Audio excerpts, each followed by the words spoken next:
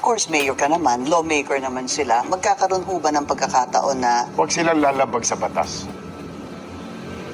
is that a warning? Number one. Of course. It's a fair warning to everyone. The people of Manila deserves better. They wanted certainty. They wanted rules are put in order. And it's applicable to everyone.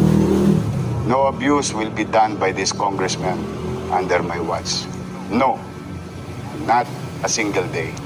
All right. Pag mali kayo, mali kayo. Kung kinakailangan arestuin ko sila, I'll make arrest. That is a promise. That's how Because serious that's a you are. commitment to the people of Manila. Kasi yun ang pinumit ko sa entablado eh.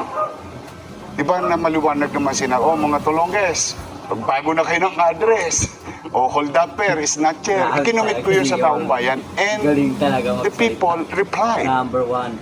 showing this Idol. much